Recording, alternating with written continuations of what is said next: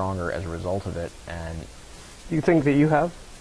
I think I have, definitely. What do you think, I guess why? Basically, I realized after I got back, I started experiencing panic attacks briefly when I was in Hawaii. I didn't realize what was happening. I was still in the Corps at this time, and I'd start experiencing shortness of breath, and it wouldn't be related to necessarily anything. It would just happen, and I didn't know what was going on, so I went to talk to the corpsman about it, and he said that sounds like panic attacks. And so he said, all right, before I prescribe any medication, I'm going to send you to talk to someone about it. And I went and I talked to someone, and it only made it worse.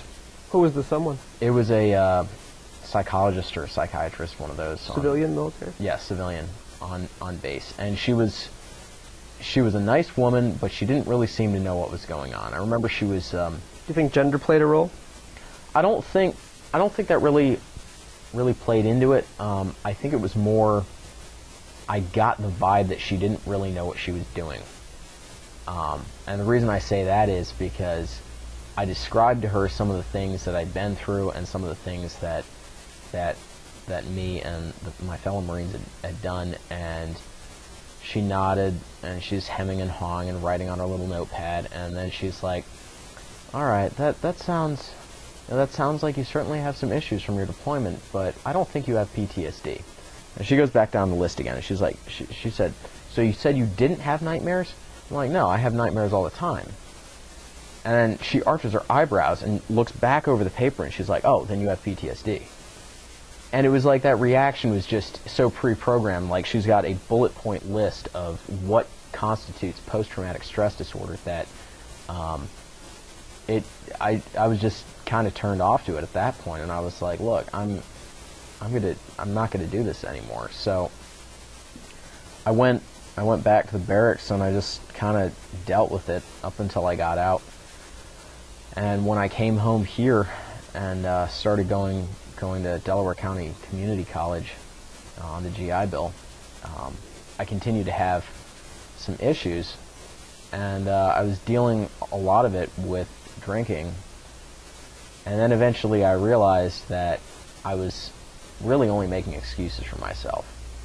And it was at that point that I really started to be able to put a lot of this stuff behind me and get beyond it.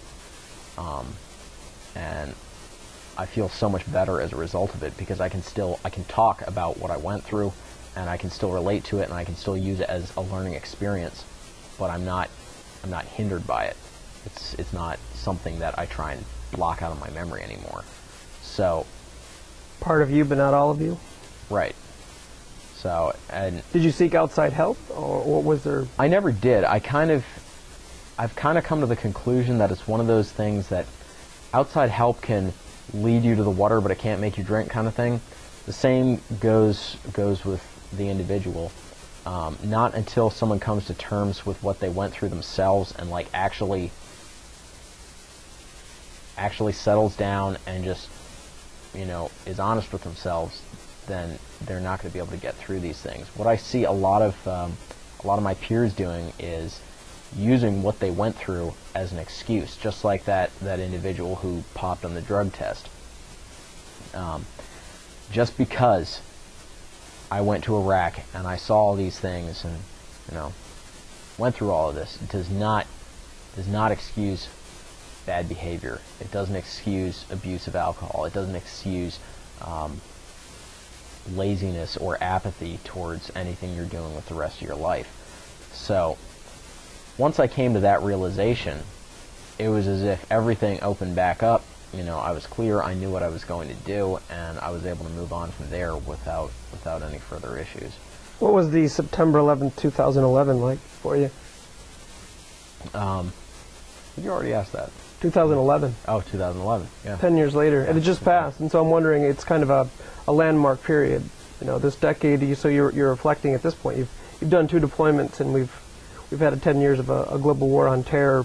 I mean, did you have thoughts that day, or did you think we deployed in progress, or we deployed in nothing, or? Well, I'm certainly proud of what me and my peers did, and I spent a lot of time on that day actually thinking about how September 11th, 2001 played a role in where we're at today, and just thinking how it affected my life and my friends' lives. And obviously, it was a pretty dramatic change. But as far as things accomplished,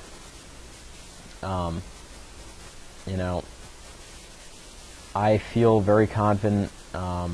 Certainly on my first deployment, we accomplished our assigned mission.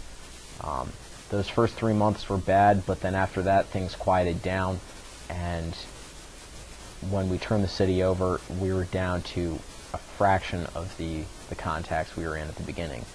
And coming away from that gives me considerable pride, and I look at that as like something to be very proud of on my own personal level.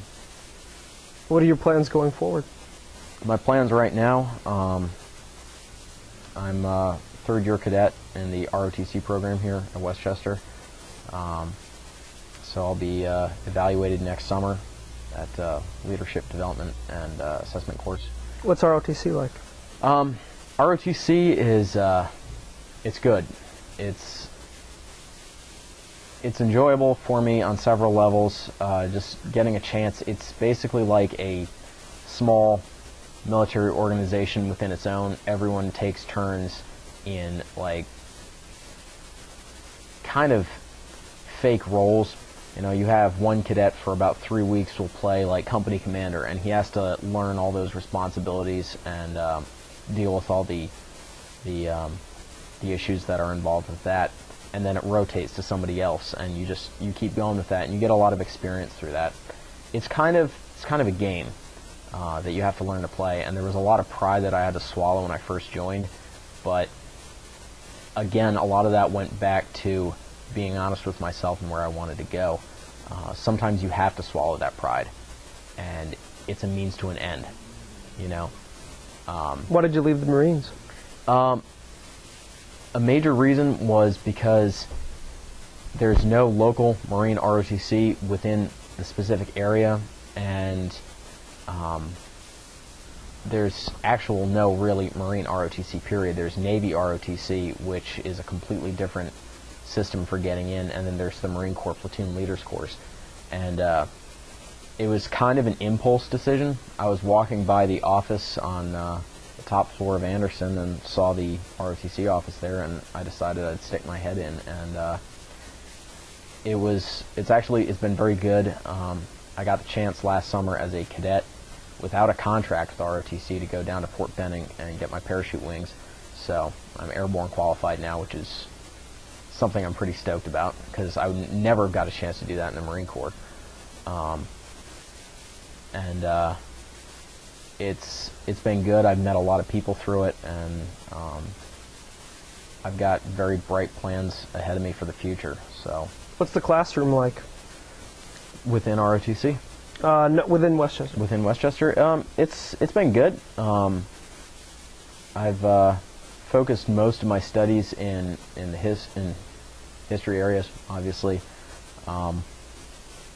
and for the most part, I've enjoyed it. I found the atmosphere at Westchester to be very, very accepting of veterans. Regardless of political stance, it doesn't matter left or right, professors tend to be very, very open to veterans, and I haven't had a bad experience here yet. So, were you anticipating one? A little bit, just because you're coming from a background in the military where it's typically dominated by a lot of people on the far right, and they kind of tell you what to expect, and a lot of the enlisted guys especially have disdain for higher education, because they feel like it tends to cater more to the left, which may or may not be true. But coming into it, there was a little bit of that fear that I would run into those types of problems. I know from past experience, being with my dad and listening to some of the things he's had to say at Eastern University, there's there can be very